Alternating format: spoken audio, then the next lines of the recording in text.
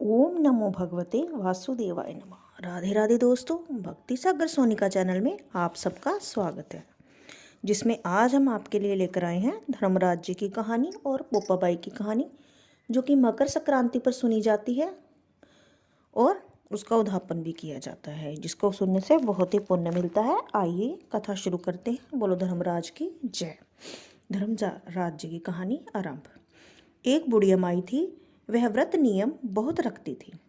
एक दिन भगवान के घर से यमदूत लेने आए। बुढ़िया माई यमदूत के साथ चली गई। आगे गहरी नदी बह रही थी। बुढ़िया माई डूबने लगी। तब यमराज जी ने पूछा, माई गाय दान की हुई है क्या? तो बुढ़िया माई ने मन में गाय माता का ध्यान किया तो गाय माता उपस्थित हो गई। गाय की पूंछ पकड़कर बुढ़िया माई नदी पार हो गई। आगे गई तो काले कुत्ते खाने दौड़े। तब यमराज जी ने पूछा, कुत्ते को रोटी दी है क्या? बुढ़िया माई ने मन में कुत्ते का ध्यान किया तो कुत्ते चले गए। आगे चली तो काले कोए बुढ़िया माई को चोंच मारने लगे। तब यमराज जी ने कहा कि ब्राह्मण की बेटी को सिर में तेल लगाने को दिया है कि नहीं दिया? बुढ़िया माई ने ब्राह्मण की बेटी को याद किया तो कोए ने चोंच मारना छोड़ दिया। आगे गई तो पैरों में कांटे चुभने लगे। तब यमराज जी ने कहा कि चप्पल दान की है क्या? बुढ़िया माई ने याद किया तो चप्पल पैरों में आ गई। आगे चली तो चित्रगुप्त जी ने यमराज जी से कहा, आप किसको ले आए हो? तब यमराज जी ने कहा कि बुढ़िया माई ने दान पुण्य तो बहुत किया है, पर धर्मराज जी का कुछ नहीं दिया, इसलिए आगे के द्वार बंद हैं। तब बुढ़िया माई बोली कि मुझे 7 दिनों के लिए धरती पर जाने की आज्ञा दो। 7 दिनों तक कहानी सुनकर उद्यापन करने के बाद वापस आ जाऊंगी। बुढ़िया माई वापस धरती पर आ गई। पूरे गांव में खबर फैल गई कि बुढ़िया माई भूतनी का रूप धारण करके आ गई है। वह जब अपने घर को गई तो बेटे बहू ने भूतनी समझकर घर के द्वार बंद कर दिए। तब उसने अपने बेटे और बहू को कहा कि मैं भूतनी नहीं हूँ, मैं तो धर्मराज जी की कहानी कहने के अनुसार वापस आई हूँ। मैं नियम अनुसार प्रत्येक दिन धर्मराज जी की कहानी सुनकर उद्यापन करके वापस परलोक चली जाऊंगी। यह सुनकर बेटे ने उद्यापन की पूजा की सभी सामग्री एकत्रित कर दी, लेकिन कहानी का हुंकारा नहीं भरा। तब बुढ़िया माई पड़ोसन के पास गई और कहानी सुनने को कहा। पड़ोसन ने कहानी सुनी और हुंकारा भर दिया। बुढ़िया माई ने 7 दिनों के पश्चात कहानी सुनकर उद्यापन कर दिया, सभी सामान दान कर दिया।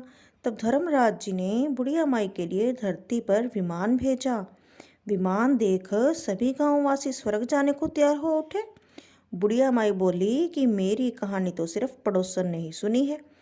तो सभी गांव वालों ने बुढ़िया माई को पांव पकड़ लिए और धर्मराज जी की कहानी सुनाने का आग्रह किया। कहानी सुनने के पश्चात सभी विमान में बैठकर स्वर्ग पहुँचे। तो धर्मराज जी ने कहा, मैंने तो सिर्फ बुढ़िया माई के लिए विमान भेजा था, पर यहाँ तो सभी गांववासी एकत्रित हो गए। तो बुढ़िया माई ने कहा कि मेरी कहानी इन सबों ने सुनी है, इसीलिए आधा पुण्य इनको भी दो। तब यमराज जी ने सभी गांववासियों को स्वर्ग में वास दिया। सो हे धर्मराज जी महाराज, जैसे बुढ़िया माई को स्वर्ग में वास दिया, वैसे सभी कहने सुनने हुंकार भरने वाले को स्वर्ग का वास दो। बोलो धर्मराज की जय, बोलो यमराज जी की जय।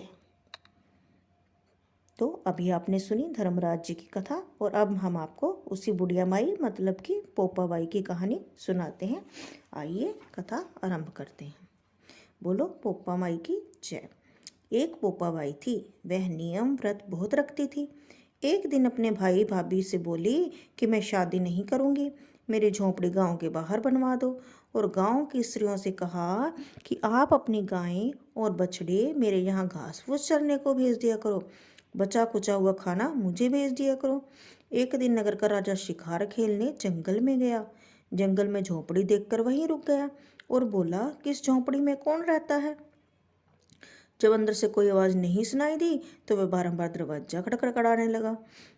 तब पोपाबाई उठी और बोली कि कौन हो जो मेरे द्वार पर आवाज़ दे रहा है? राजा ने कहा कि मैं इस नगर का राजा हूँ और तेरे साथ शादी करूँगा। तब पोपाबाई ने कहा, जहाँ से आए हो वहीं चले जाओ, मैं पराये पुरुष का मुंह नहीं देखती। राजा जबरदस्ती पोपाबाई को उठाकर ले जाने लगा। रास्ते में पोपाबाई ने राजा को शाप दिया कि उसका सारा राजपाट नष्ट हो जाए। जब वह नगर में पहुंचा तो रानियां कहने लगी, आप इसको वापस उसकी झोंपड़ी में छोड़ आओ। राजा जब पोपाबाई को छोड़ने गया तो रास्ते में पाप की नदी आई। राजा उस पाप की नदी में डूब गया। पोपाबाई धर्मराज के यहाँ पहुंची तो धर्मराज ने पोपाबाई को स्वर्ग का राज दे दिया। एक बार एक सेठ सेठानी मृत्युलोक से स्वर्गलोक को सिधारे। प्रवेश करने के लिए स्वर्ग के द्वार बंद देखकर उन्होंने धर्मराज को द्वार खोलने का आग्रह किया। तब धर्मराज जी ने कहा कि इस द्वार पर पोपाबाई का राज है। तब सेठ सेठानी ने कहा कि हम पोपाबाई को नहीं जानते। तब धर्मराज जी ने कहा कि 7 दिन मृत्युलोक में जाकर 8 खोपरों से राई भरकर 5 कपड़ा ऊपर रखकर कहानी सुनकर उद्यापन करें और कहें कि राज है पोपाबाई का, लेखा लेगी राई राई का। बोलो पोपाबाई की जय।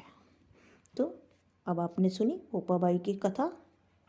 कहा जाता है कि धर्मराज जी का, पोपाबाई का, और जो धर्मराज जी की कथा में हमने सुना कि चप्पल का दान, तेल का दान, ये सारे दान पुण्य इंसान को ज़रूर करने चाहिए, क्योंकि ये आगे चलकर हमारे काम आते हैं।